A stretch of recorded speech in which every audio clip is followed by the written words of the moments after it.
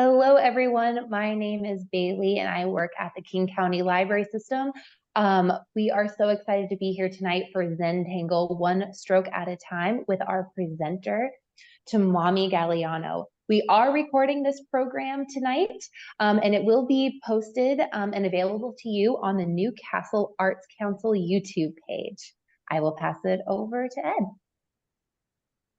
Thank you, Bailey. Ed Flash with the Newcastle Arts Council. Again, I want to welcome you, as Bailey has, to the program tonight. The Newcastle Arts Council is here to promote the arts in the Newcastle, Washington area. And we are excited to bring this program to you this evening or this morning, wherever you may be. We have a partnership with the Newcastle Library, and so we do programs like this with them at least once a month. And again, we're here to promote the arts in the Newcastle, Washington area. If you would like to join our mailing list, I will put in the chat an email that you can send a request to, and you'll be added to our mailing list so you get notified of programs like this that we have in the future. And I'll also put in there our website, which you can also go visit to find out what's happening with the Newcastle Arts Council. So again, thank you for joining, and let's have some fun. Back to you, Bailey.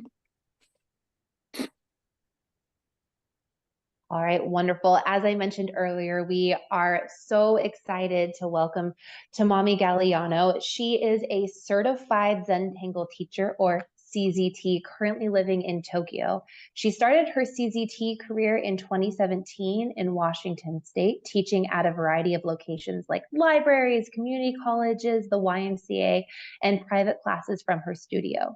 When COVID-19 reached her area, she began teaching free online classes using Zoom, hoping to offer something to help people cope with the extra stress during the stay-home period. This enabled her to connect with students and other CZTs from around the world. There is something very magical about experiencing Zentangle together. Anything is possible, one stroke at a time, is Zentangle's core value. Zentangle is not just a beautiful art form, but it has also given Tomomi the courage to explore deeper into her own creativity. If we could all have a round of applause at home for our presenter, Tomomi, I will pass it over to you. Thanks, Bailey. Thank you for hosting this program, Newcastle Library, and also thank you for sponsoring this program. I would like to give special thanks to Newcastle Art Council and Ed for inviting me to teach this program. Even after I moved to Tokyo, we've been working together last several years before I moved to Tokyo, and I'm grateful that I can continue to teach from my location here in Tokyo. And let's get going. We had enough talking, so I'm going to switch my camera and I'm going to show you what you're going to need. Just give me a second. So this is what you're going to need for today. You're going to need some kind of round circular paper. So this is what we call Zentangle tile in Zentangle world, but if you don't have them, this so happen to be about exact the size, same size as a DVD disc, CD. So you can just use your DVD to trace around and cut the paper, whatever paper you have, into circular shape. If you don't want to cut them, that's fine, but perhaps you can just trace them to create a round shape on your sketchbook. And we're going to need black pen. I'm going to use Micron 01 and pencil and tortillon. This is gonna come handy once we start shading. This is good. We're gonna use this much later. But if you don't have one of those, you can use Q-tip. But I really encourage you to get one if you're gonna continue to do Zentangle or any kind of drawing. This only costs you like maybe less than 50 cents. Oh, I don't know. I heard that things got pretty expensive in the States, so maybe more expensive now, but I think it's still not that expensive. Anyway, so that's what you're gonna need today. And before we get going, while you are getting all the tools ready, I'm gonna show you what we're gonna do tonight. So what we're gonna draw tonight is It's going to look something like this, but not exactly. I'm not sure how how tonight's piece is gonna look, but something like this. So you can see, like they all look slightly different, but it has this particular design, intertwined design. So that's what we're gonna focus on tonight. So if you can get just an extra piece of paper for practice, that'd be great, because we always say there's no mistake in Zentangle. No mistake in Zentangle. Anything you do will be just as beautiful as it is. But when you work on something like, the intertwined element, when the design has an intertwined element, the order which you add lines, pen stroke, is really important. So we're gonna do a few practice before we actually draw on the actual paper. So just grab an extra piece of paper. This is just a practice run. So anything is fine, just scrap paper, back of copy paper is fine. That's something I didn't put on list of materials because I assume that everybody has a piece of paper. And grab your pen and a pencil. And before we get going, I always start my Zentangle practice with just take a moment to just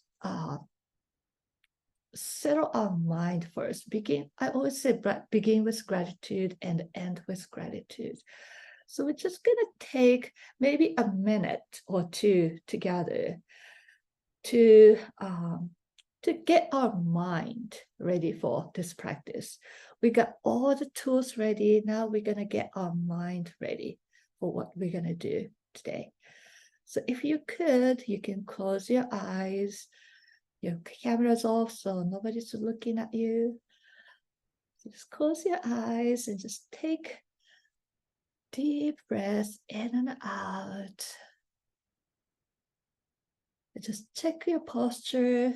You're sitting comfortably in a chair, and just check your shoulder, making sure it's not tight. If you have tight shoulder, roll back and forth a few times. And as you take deep breaths in and out, notice that you started to calm down.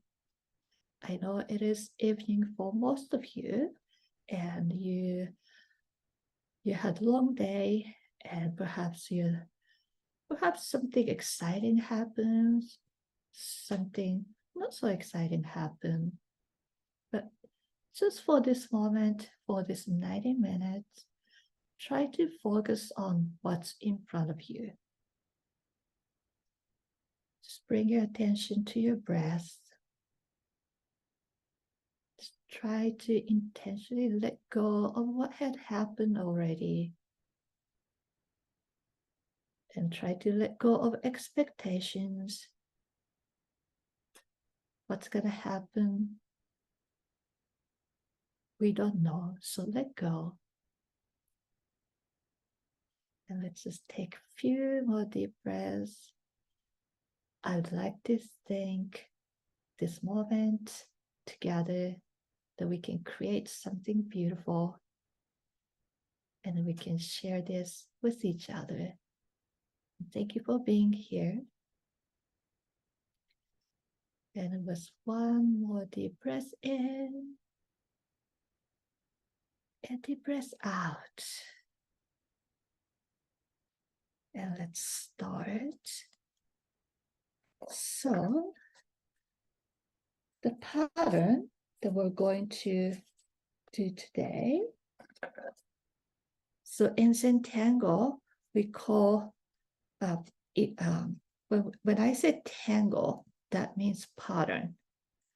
Okay, so the tangle that we do tonight is called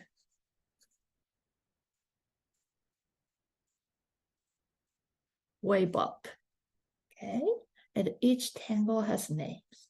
So the tangle that we do mainly today is called Wayall. And I'm going to show you step by step how we're going to do this.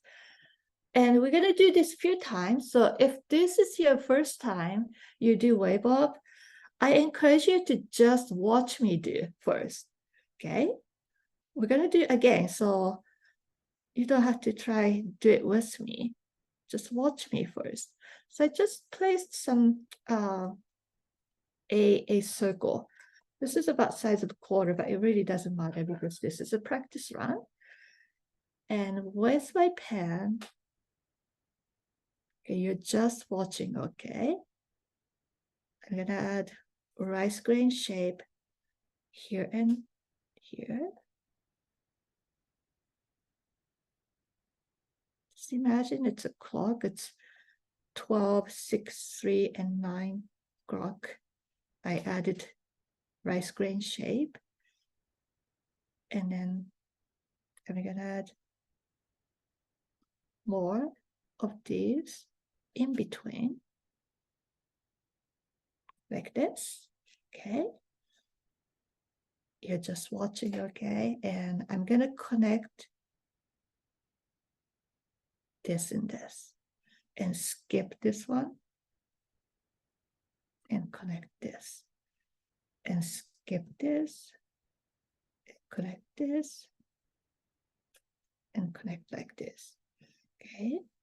And then, so this time I connected inside, right? I'm gonna connect outside, but not these, because these are already connected.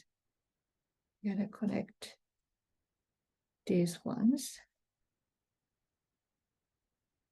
that are not connected yet. Okay. And I'm gonna go back to the inside one, and I'm going to add a parallel line, which we call this aura. Whenever I add parallel line, I use a word aura. That's what I mean.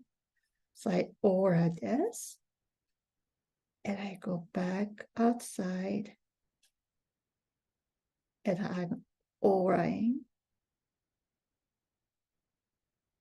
auraing, auraing, auraing. And then you can see how this is kind of going around. So this is going behind right here. So I'm going to pretend as if this is coming behind here.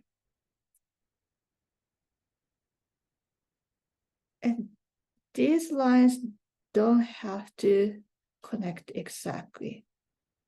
It's going to look like it's connected. And I do the same on the outside. Pretend like this ring is coming behind.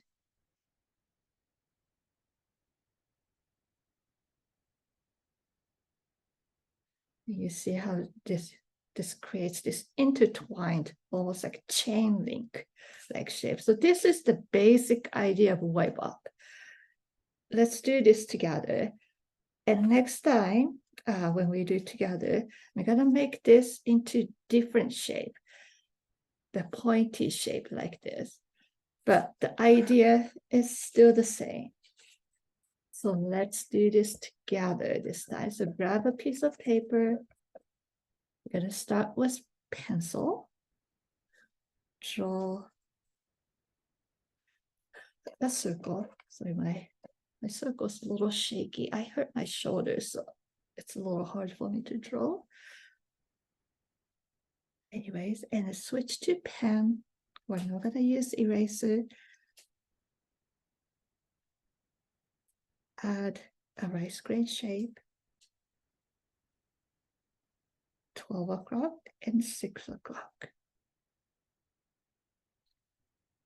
So this time I want you to move your hand with me and draw with me. So it's 3 p.m., 3 o'clock and 9 o'clock. And in between these,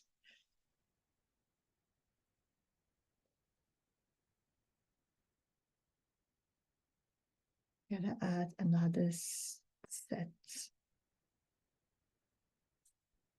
of this rice grain shape. Okay, and pick a pair, and we're going to connect these two.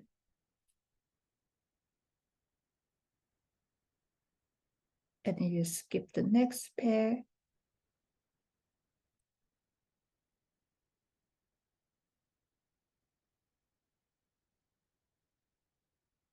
So you connect 4 times, just inside. And then you're going to connect outside, but be very, very careful. We're not going to connect the ones that's already connected. We're going to link the pair that's not connected yet.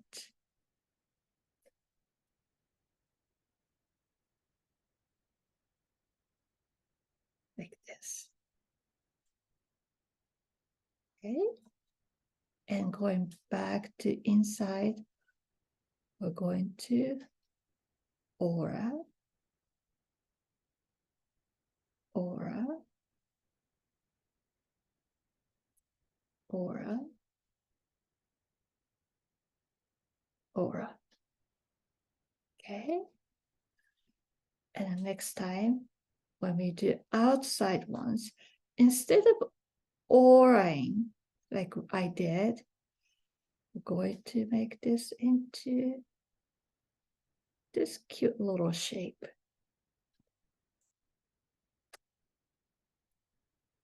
This into a little pointy shape like this.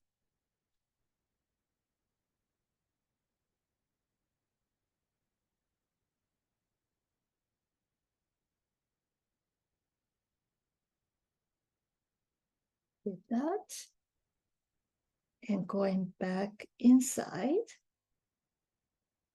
let's keep it simple. We're going to connect the missing link.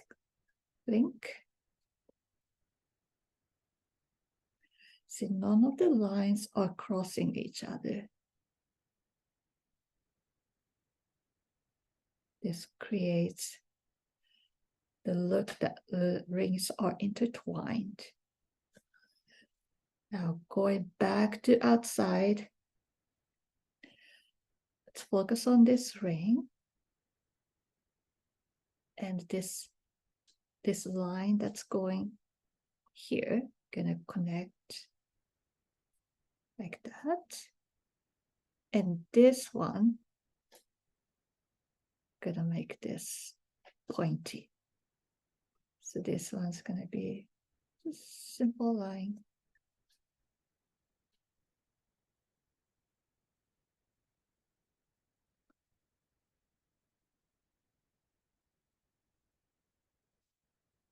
You repeat.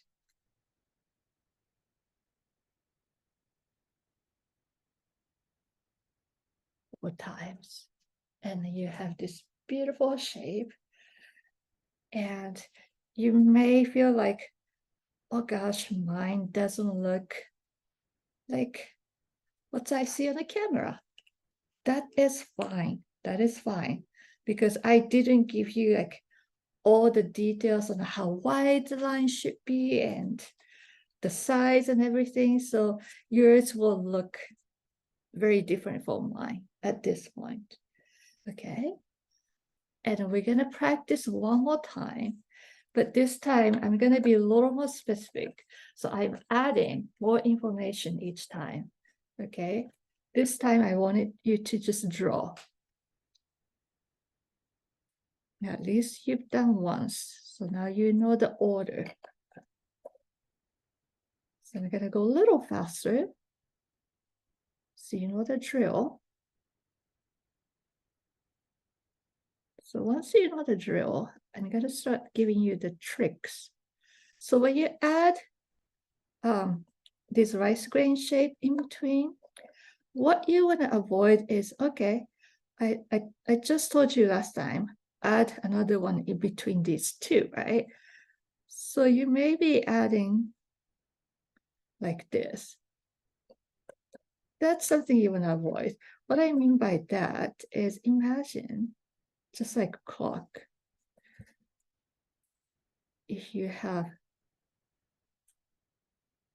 lines like this light square shape is going to be on this line, pointing to the center. So that's gonna make a huge difference. See how this one looks very cricket. So that's how you add this rice grain shape all around the circle. And then next trick that I want to give you is when you connect these two of these shapes,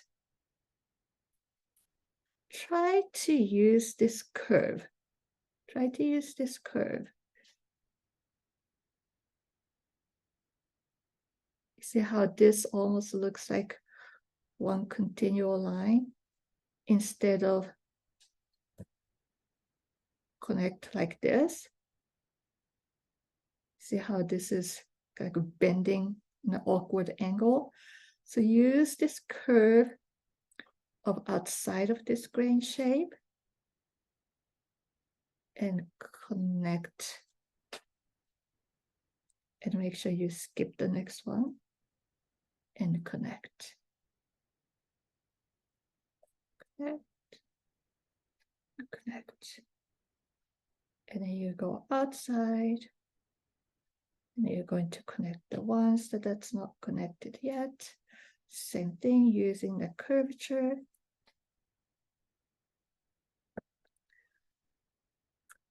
Now when you aura, I want you to make this not too skinny. This time, if last time you did skinny aura, I want you to make this a little wider.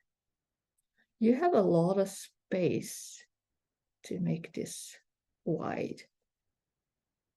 So make this nice and wide. This. And when you do the outside one, maybe keep this about the same width and make this pointy.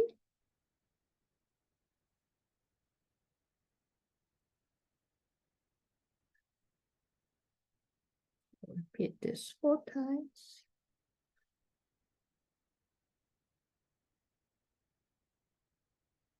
That. Now, when you make this nice and wide, you don't have a lot of space left when you go back to connect this ring inside.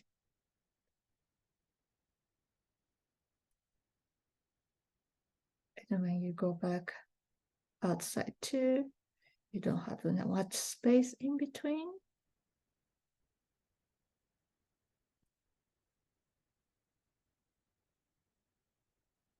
But still, imagine this is going behind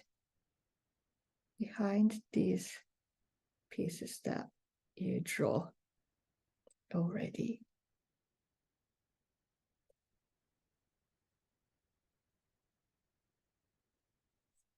Like this.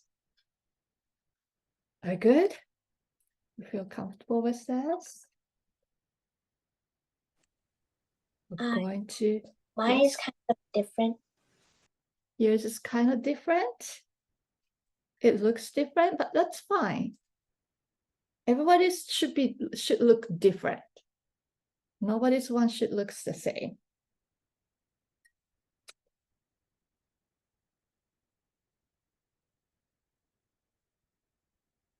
Okay. So we're gonna start on actual paper. So let's grab a pencil. And now we are working exactly the same size the size of DVD, size of CD. So I'll give you a little more specific measurement of how big you should be drawing each shape. So that in the practice run, I wanted you to be comfortable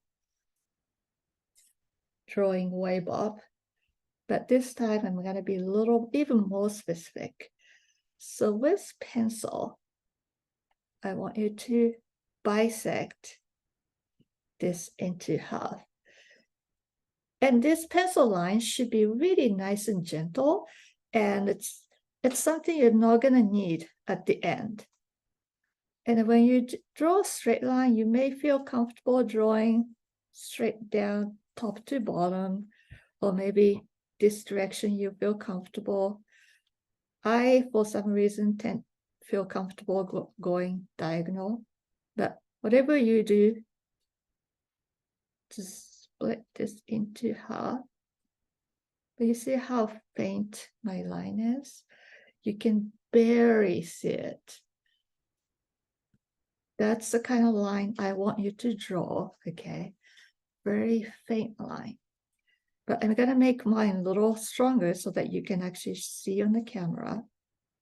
But that's not what you should do, okay?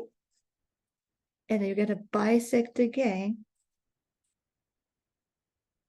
90-degree or at the right angle. So you are slicing this piece of cake or pizza into four.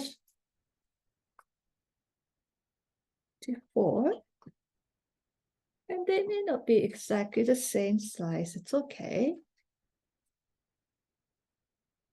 And then we're gonna bisect this quadrant.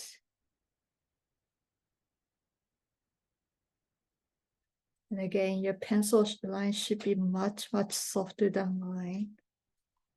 Very gentle, wispy, soft line that only you can see. I'm doing this strong for you, okay? And then I'm gonna draw a circle here. Now, how big this circle should be? About this big. When you make a ring between with your thumb and index finger, but you may have a smaller hand. So this is about, for me, 1.5 inch. I have long fingers. So a little over 1 inch.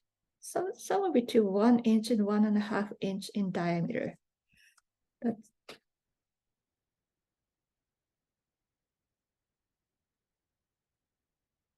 and this doesn't have to be a perfect circle either. Mine is wonky.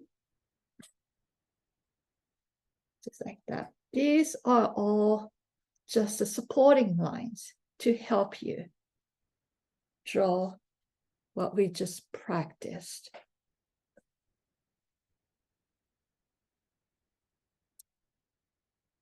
Okay, and then we're going to place the rice grain shape that we did. Instead of placing this on top of the lines, since we have enough lines, we're just going to place them in between these lines. So it's going to be here.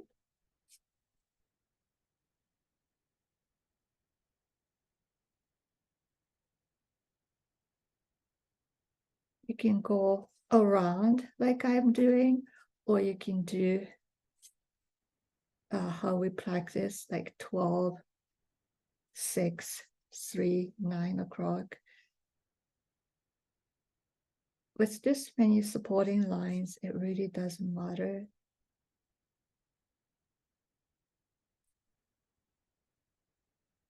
But you want to make sure all this grain is pointing toward the center.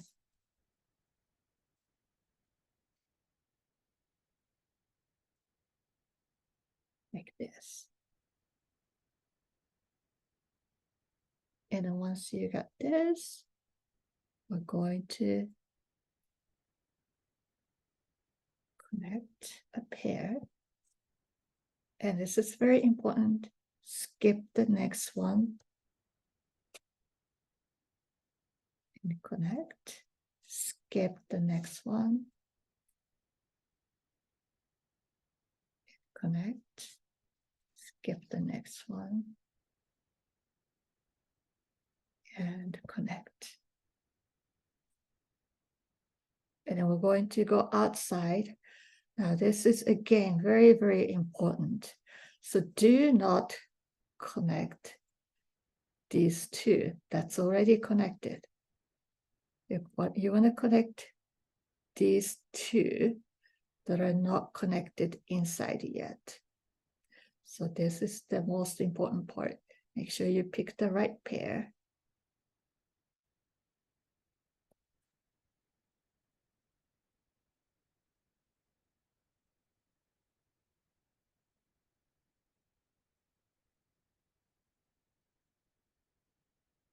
And using the curvature of the side.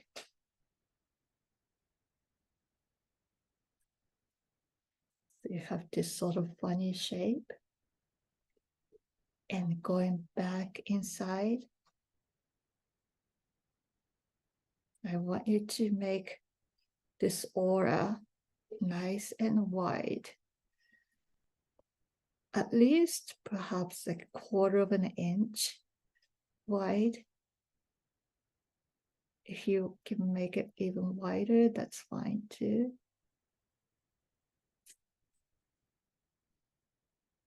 But you don't want skinny rings.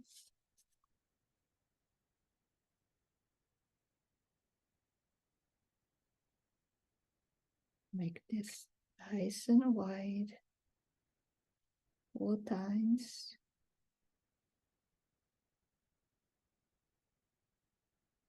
And going outside, again, we gotta make this pointy shape.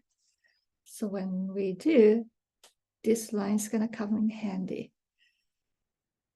This is gonna help you to know where you should go. It's right here. Somewhere on this line is gonna be where the corner or point of this shape should come to.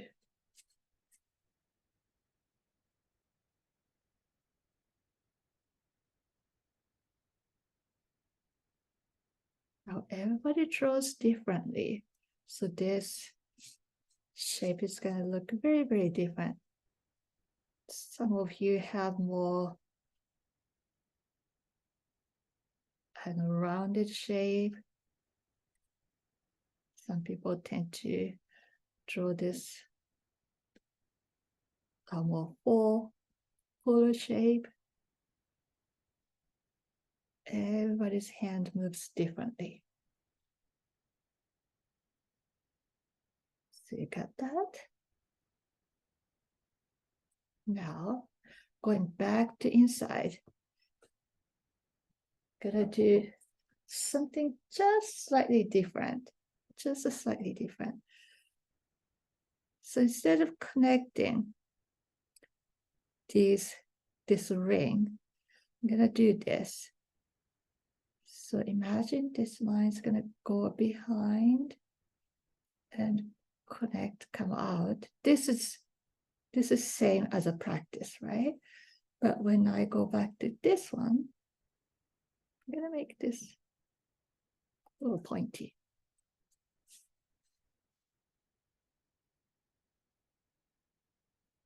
Just give a little accent.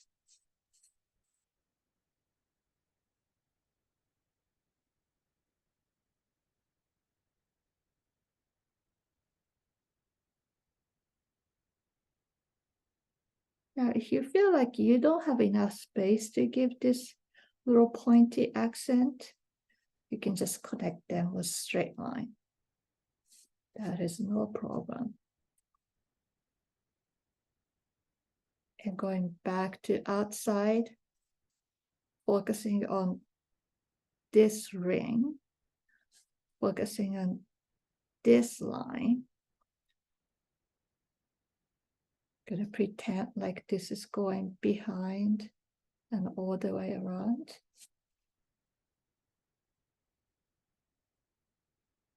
And create this pointy shape.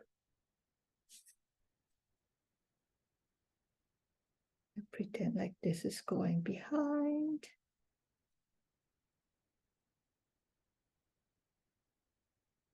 And create a pointy shape. Behind.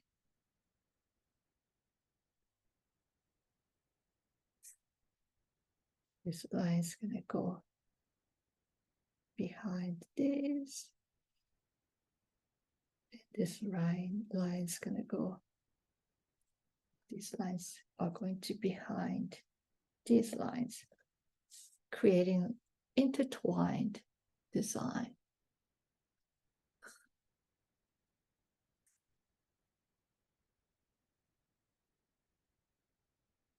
Okay, is that beautiful?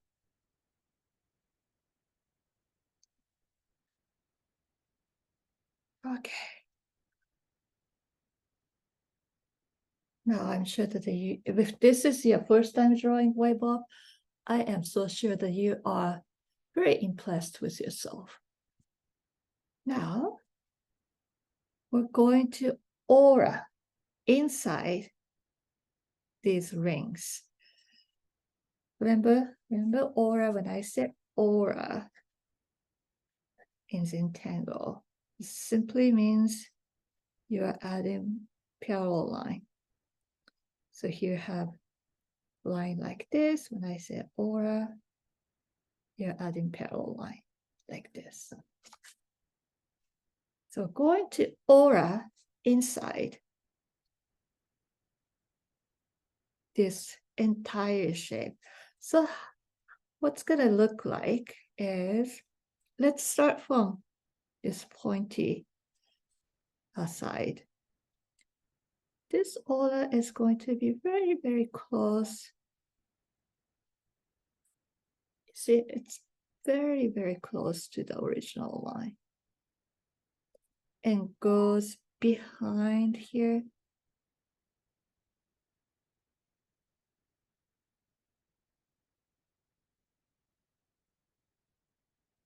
Like this. And depending on, it really depends on how wide your ring is. If your ring, this ring is wide enough, you can aura again here too. But if your ring is not wide enough to put aura from this side and this side, just do one side, because you wanna have enough space. So if your rings are not wide enough for you to put auras on both sides, just do one side like this. Don't even bother trying adding another aura. So this is going to take a lot of focus. You're drawing a parallel line pretty close. These lines are not touching each other. And you notice how I'm turning my paper. My hand, my drawing hand, my pen is already always at the same location. And I'm threading my paper under my hand.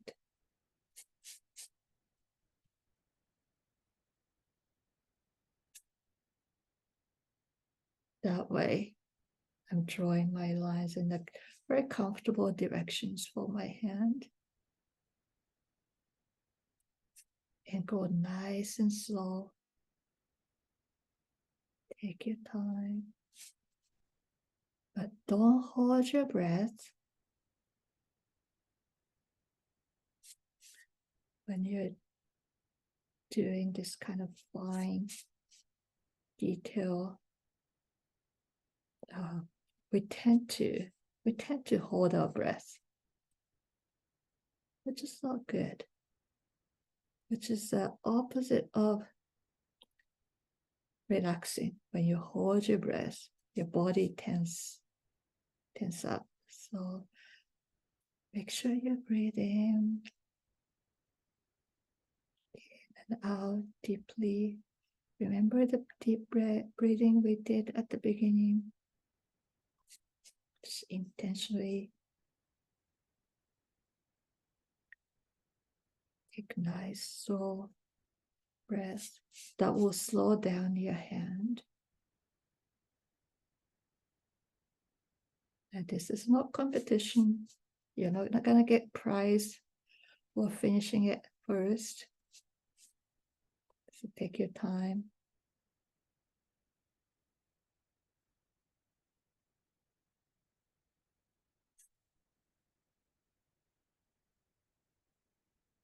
If you feel like you are running behind comparing to me, just don't worry about it. You know exactly what you're doing. Don't even have to look at the screen. This is a pattern-based drawing. So once you know what stroke to add, you're just repeating. Find your own rhythm.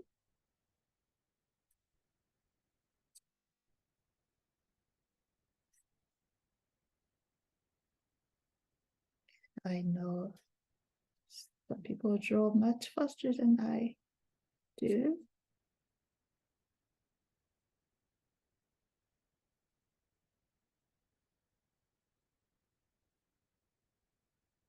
It's much like walking. You know, some people walk fast and some people walk slow. And both are good.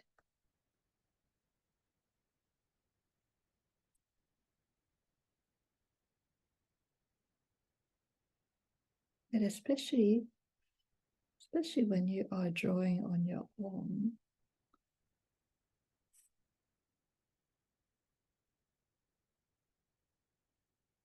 it's fun to stick to your own pace.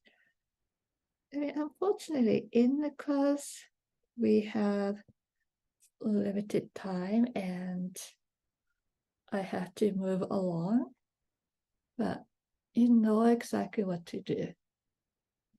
Even if you don't get to finish certain section, you can come back and finish it later. So no rushing through.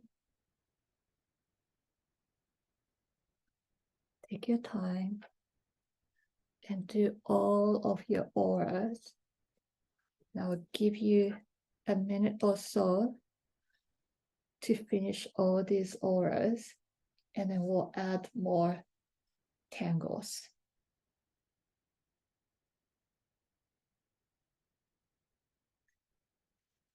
So I know with programs like this, I always get people who are absolutely new to Zentangle, and I welcome you to the world of Zentangle. It's a fun art. It's a pattern-based drawing that's created by Rick Roberts and Maria Thomas. They live in Rhode Island. And they don't take credit for the patterns because patterns are inspired by the nature and like pre-existing designs. But what they did was they made these patterns very accessible to anybody with any background to draw. You don't have to have artistic background. As long as you can, we always say, as long as you can draw or write these 4 alphabets, ICSO, you can draw any tangles. That's what we always tell our students. So basically it's a dot and straight-ish line and curved line, wavy line, and oval shape. ICSO, you can, as long as you can write these 4 alphabets, you can create any pattern when you break down. So in Zentangle, the patterns are broken down into step by step, like I did with this wave up. And so just a reminder, this pattern's name is called wave up. Each tangle has a name so that you can remember. Perhaps you can Google search the image, just do Zentangle wave up, and you'll see a lot of different wave ups different people created. So are we good?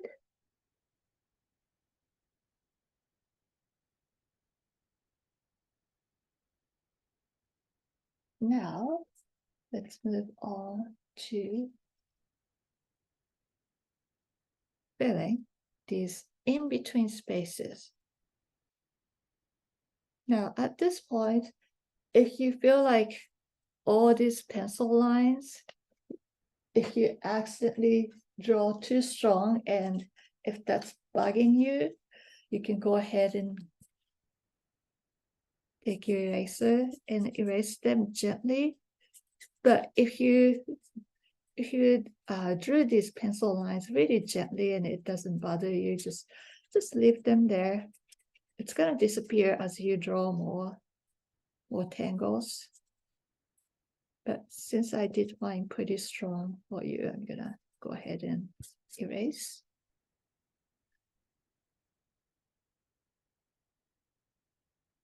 Okay, next tangle that I'm gonna show you is really cute. It's called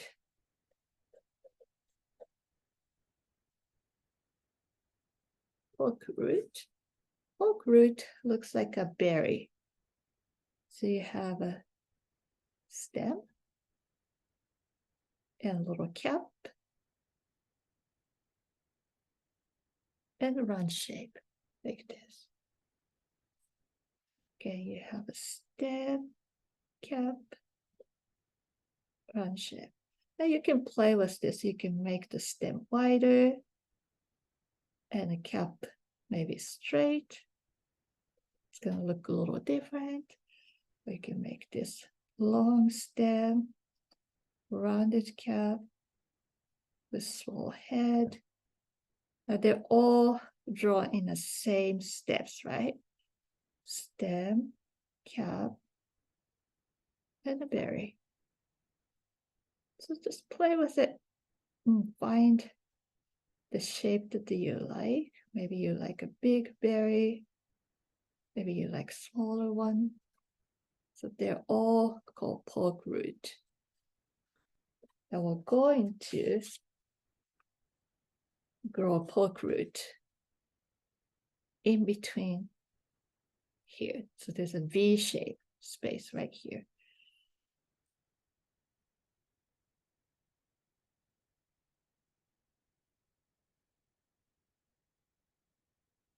And then you notice I wasn't able to put complete circular shape here, so I pushed this behind this shape. What I mean by that is, let me show you here. If I have stem coming out from here like this, and I want to draw a berry, now this berry is gonna look, I'm doing this with pencil like this, right? But I don't want to draw this over what's already on the paper. So what I'm gonna do is I'm gonna add a partial line where I can only see this berry, because this one is covering this. This shape is covering this one. So I'm pushing my berries, my pork root behind what's already there. And you can see I'm just going very randomly. Just goes wherever it wants to go. And I'll skip the next space. And I'll do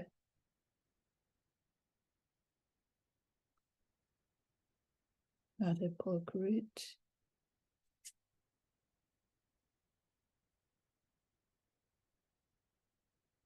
Now you may have more space than I do. Maybe you have smaller berries. So you may end up having more berries than I do. Everybody's working with a different space.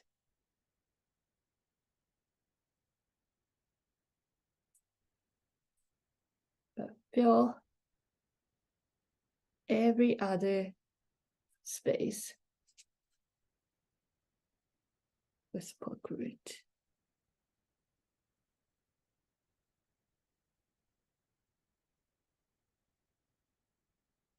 Yeah, especially when this is first time or if you are a beginner, you tend to, this applies to pretty much everybody when they start tangling or drawing Zentangle art. We tend to draw small because it's a smaller piece of paper and you are working with a fine tip pen. But if you draw bigger, it will look very different even using the same tangle. And also, it fills up the space much faster. So in each space, like I'm putting about five of these poke root. You may have more, you may have less.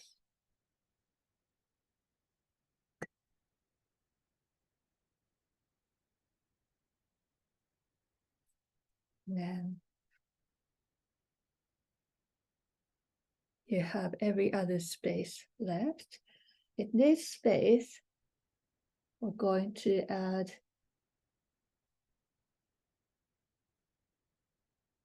this sort of shape. So this is called flux. So you have teardrop-like shape, and then you have a line and a dot. That's the shape that we're going to use.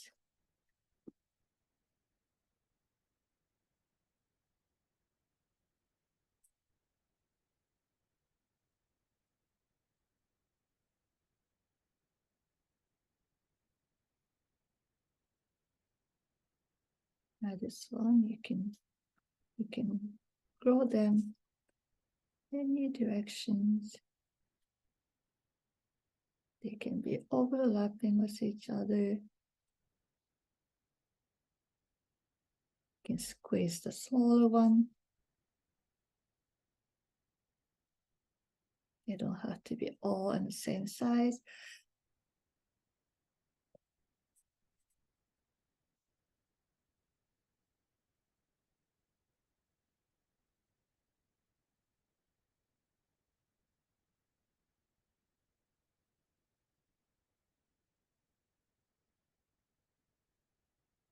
And it's okay to have a little gaps in between.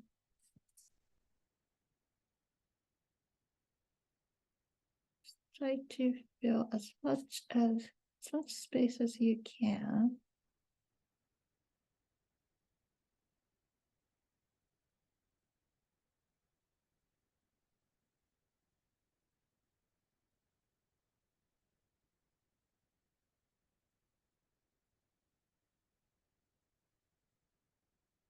Some of them may be bigger, some of them may be smaller.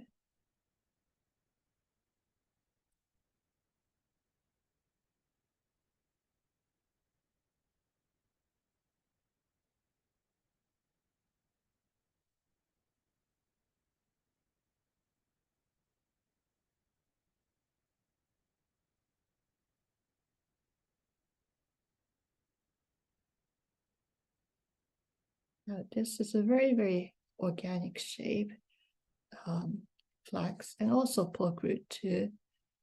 So everybody draws them differently. Yours gonna look very different from mine. Perhaps it's rounder, bigger, smaller, wider, skinnier. Everybody looks different.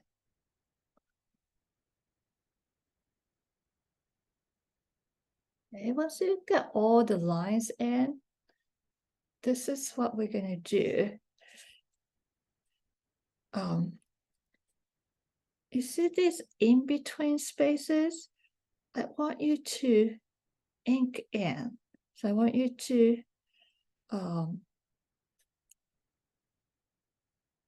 use a black ink to fill in this space. But if you have really big space like this, what you can do is you can add a little orb. You see, did you see what I just did? Like, let's see, let me find a good space here. Oh, here, so I have a big space here. I can add an orb to fill a little space and then ink in instead of inking the entire space. Or you can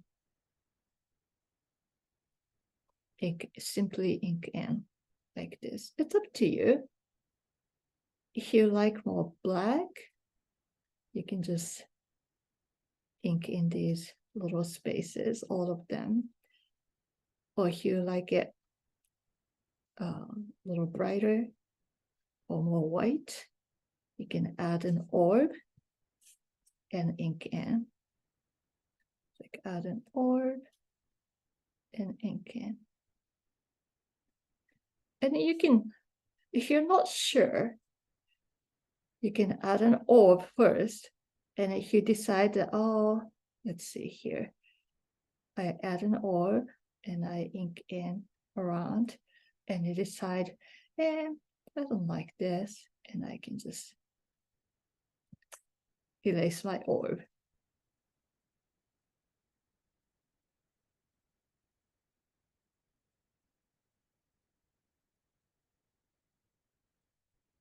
So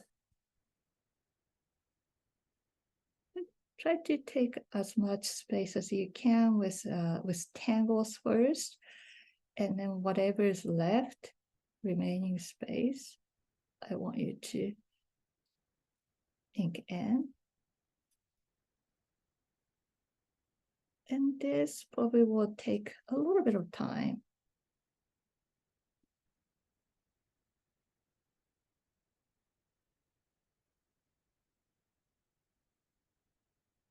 But it's super relaxing. You don't have to think much. All you're doing is filling in the black space.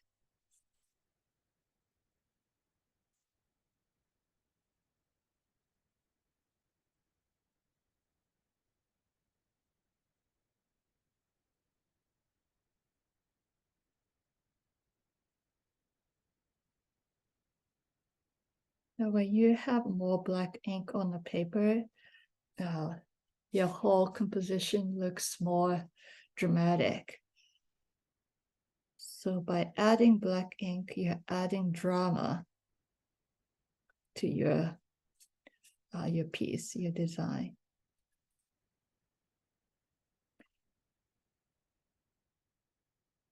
And now we're drawing with pen, but we're gonna add pencil shading. So it's gonna, this whole thing is gonna be even darker and look more dramatic once we start adding shading.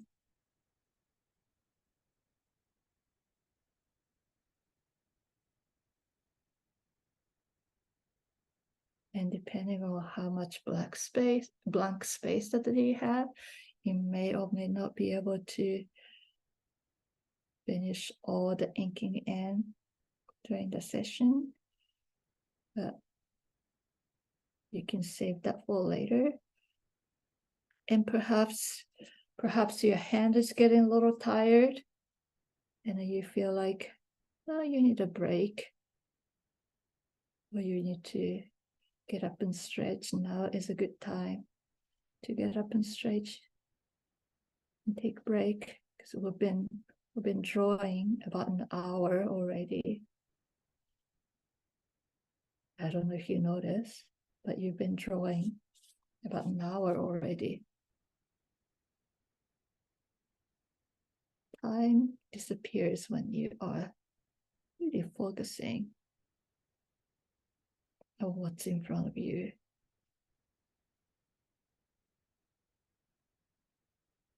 And we got about 20 more minutes during this program to work on your piece, but you don't have to finish.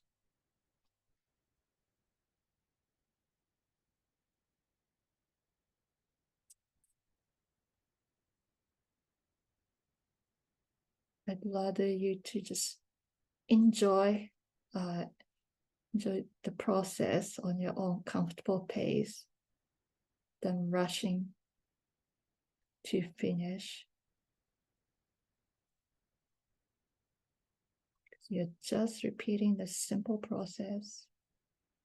You know exactly what you're going to do after the session.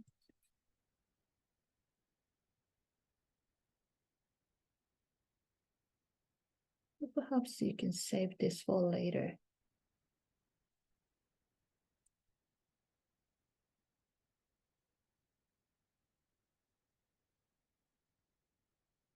And I'm going to stick to black and white for this class. We're not going to do any color, but after the session, if you feel like you want to add colors, you feel free to add whatever color that calls you.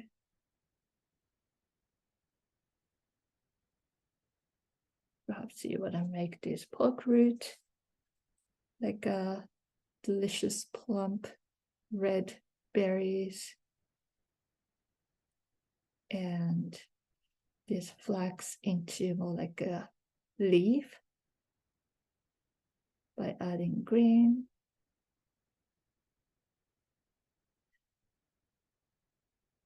Now all these tangles that we're drawing, yes, some of them look like plants, but we're not like exactly drawing or mimicking certain leaf shape or certain plants.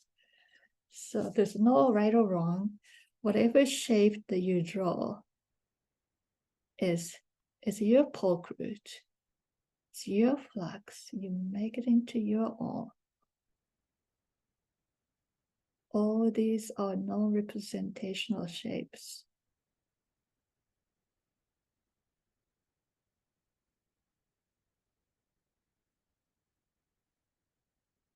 You see how this little black ink I'm adding is creating such nice drama. If you compare the part I did black ink with the part that I haven't done black ink. It's a huge difference. It's a little thing like this that makes difference in the finished piece. Now, if you feel like, oh gosh, I will never be able to remember how to do wave offs. It was fun, but I can never do this again. Well, the good news is this session is recorded. So if you go to a Newcastle Arts Council YouTube channel, it's going to be there for you to do a little review. And also, now that you know the name of the tangle, wave off, if you Google them, you can find step-by-step instructions. And just like how we draw is different, how we teach is different from instructor to instructor.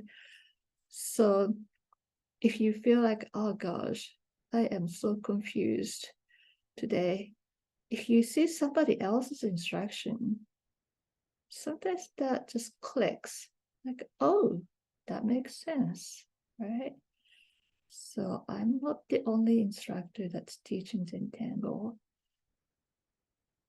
So thanks to internet, and funny enough, thanks to COVID, a lot of people are posting a lot of informations on the website or online, a YouTube channel or Instagram, Facebook, whatever. So you you feel like that you can't do this again on your own, or if you feel a little lost today, don't be discouraged. The information is at your fingertip. You just have to go find it from your home. How nice is that, right?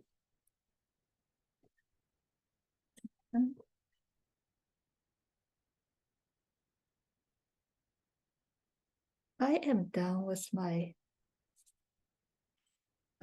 black ink in this outer section, and I want to add a little more black ink somewhere around the Wayall to just balance. So I'm going to start with here.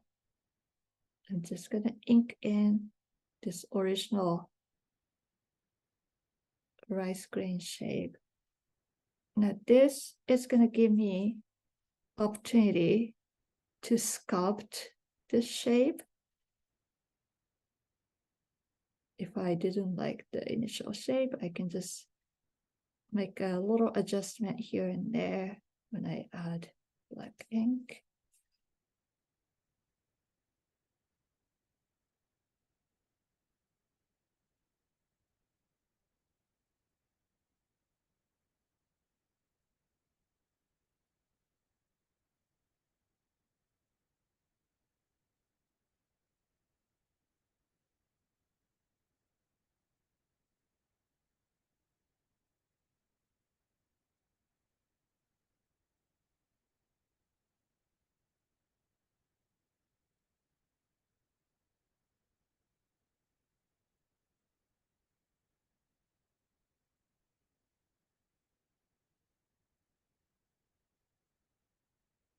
Just inking in this rice grain shape.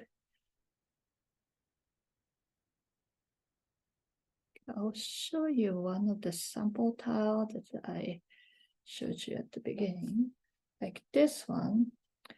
See how I'm always almost using the same tangle, like flags and poke root here, but where I added ink is different. I added ink here, right around the Wayall, inside all these empty spaces. You see how this add a lot of drama to this area, whereas this one, I focus on adding black ink in the outer area. So by changing where you add drama, even using exactly the same tangle, you can create different look.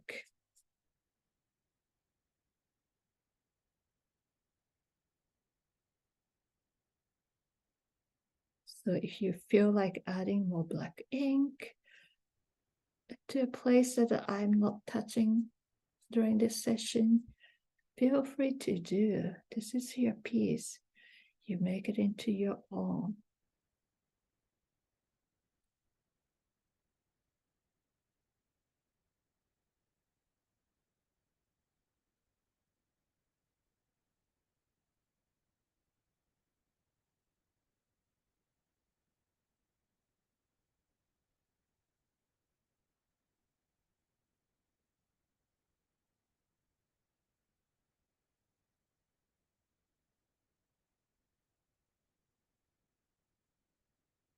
I want to add a little more little more drama. So what I'm going to do is gonna add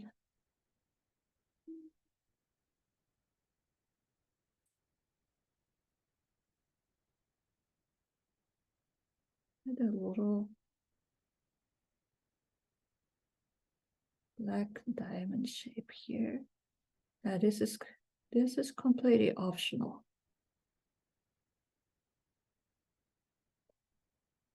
You don't have to do this if you don't feel like it, or if you don't have enough space. Or you can do, if you're an experienced tangler, I saw some of the familiar faces in like one of the names in this class. You know, those of you who has come to my class before and who's been tangling, you know what you want to do. So just do what you want to do. You know, this is not about copying. If you are new to Zentangle, if you're a beginner, you can take some of my suggestions and ignore some of my suggestions too. We are different. What I like and what you like are different. So what I do on the camera may not speak to you.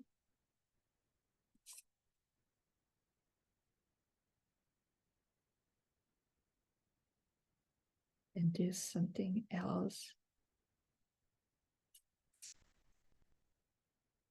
But sometimes it's just nice to think about anything and do exactly what you see on the camera.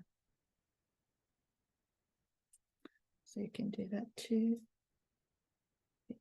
Or this.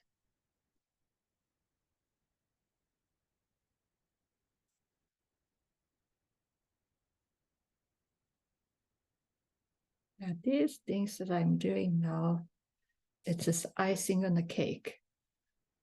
Okay, maybe you like icing more than the cake and you spend a lot of time embellishing your tangle. Or maybe you like to keep things simple.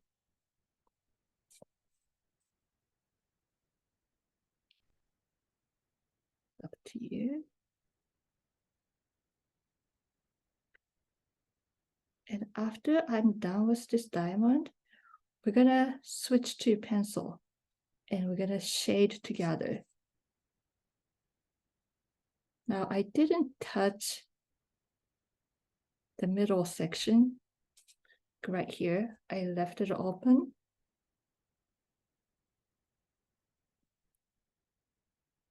This is an opportunity for you later. Later doesn't have to be right after the class. Later can be a week later, maybe a year later. Like you may have some idea that, or you learn something new, or that you bought some pretty watercolor that you want to add or whatever. So you can leave this blank. It's just an opportunity for you to do something later. And we'll switch to pencil and tortillon or blending stump. Or if you don't have one of these, grab your Q-tip. We'll do a little bit of shading.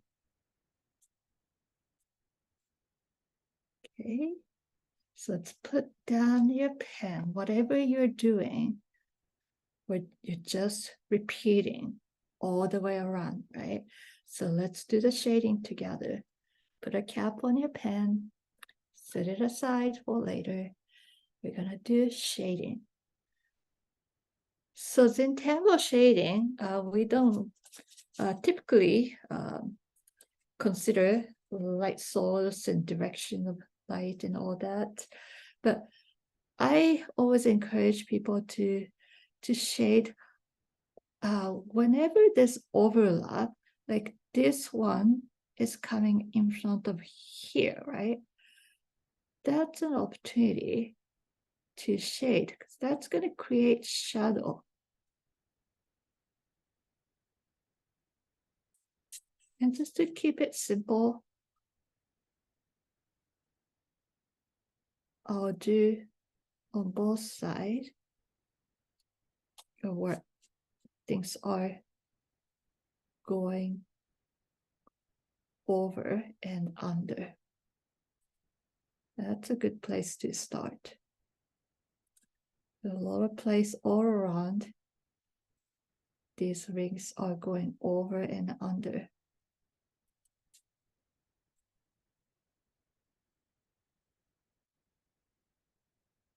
And as you practice more Zentangle, as you do more pieces, gonna notice that there's no end to it. It's hard to stop shading. It's hard to know when to stop. You can just keep going. But today we're gonna keep it pretty simple. This is I want to keep this a beginner-friendly class, so we're gonna keep our shading pretty simple. So if you are experienced artist, you wanna do your own thing, please feel free to do. And then once you add a little bit of graphite, you switch to blending stomp. And then you're gonna gently pull out graphite. This in a small circular motion. Now, this is the most important thing about shading, is don't make everything shaded. Okay. In order for the shading to be effective and work, you have to have a white part left in between shadings. When everything becomes gray, it's just going to become a big gray blob. You don't want that. So like even here, this narrow space, I pull this out from this direction. I pull this out from this direction, but I'm leaving white in between. It's all about contrast. If you have a lot of space, you can pull out graphite a little further, but if you are working in a tight space, just be mindful that you're not making everything just a gray, big gray blotch of something.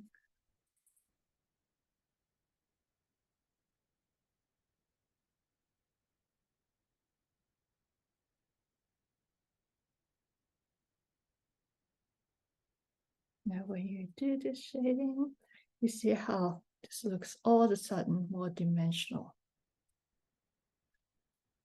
The intertwined nature or characteristic of this tangle just comes alive.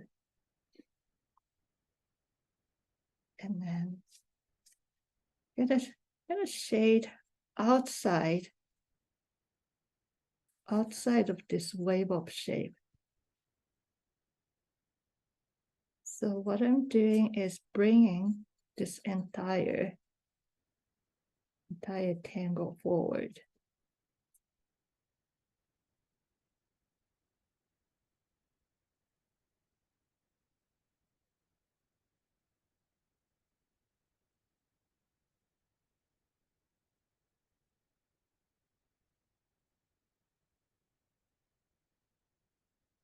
So when you add shadow around, whatever you have shadow up against is going to come forward.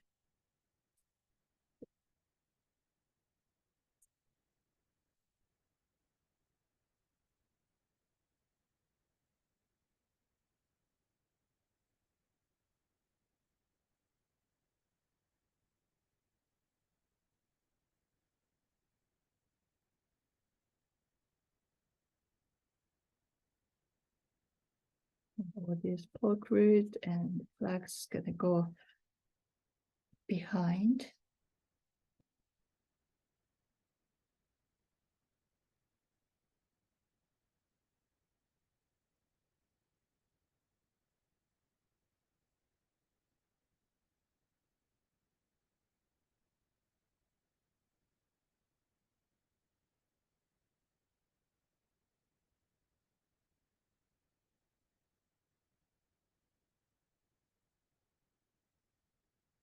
And then I'm gonna do just a little bit of detail shading in this poke root. If your poke root are really small and it's already covered with shading mostly, don't do any more shading, okay? Again, you don't want gray blotch of space. But if you have big poke root like mine, you can add just a little bit of shading, the base of where the stem meets the cap, and just add a little bit of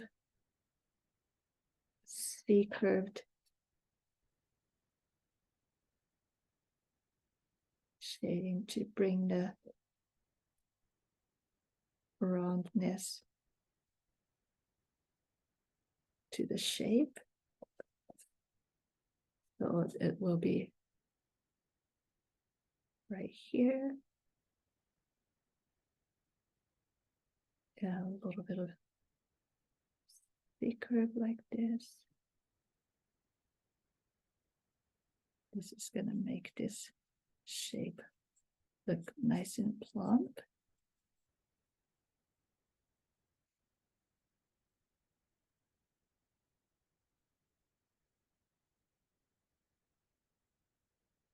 And then once I'm done with this poke root, I'll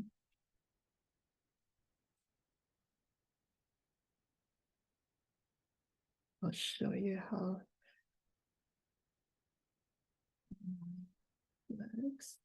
And if there are any questions, Bailey, that that you want to read to me, I can answer to these questions while I finish up shading.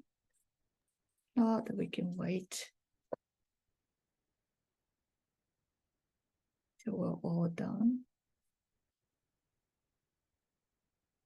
Wonderful. Thank you. As of right now, we don't have any questions, but I will keep my eye on the chat. And that would be an awesome time to pop those in if anyone has anything they would like to ask.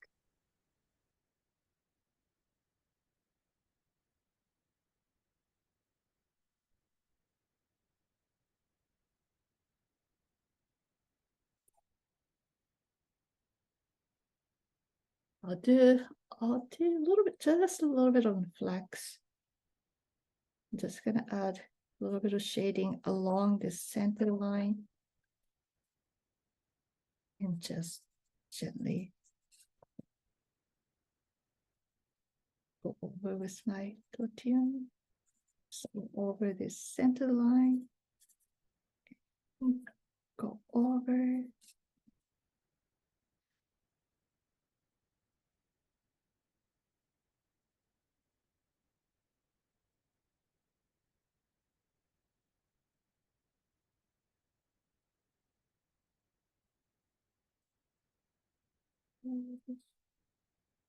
Okay, so this is how mine look like. And again, the middle section I didn't touch.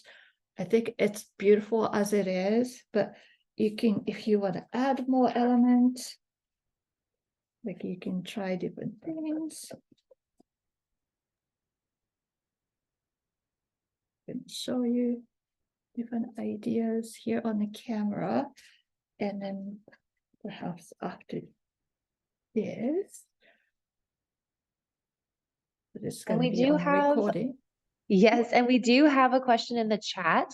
Could you talk a little bit more about how you might use different colors? Okay, colors. Okay, we'll come back to that. But since it's almost time, why don't we stop recording here because this is all I'm gonna share for this demo. And I think coloring, using the color will be beyond the scope of today's session. So people can hang around for that question and different questions, but I guess we can go ahead and stop the recording. And if people wants to turn on their camera, I would love to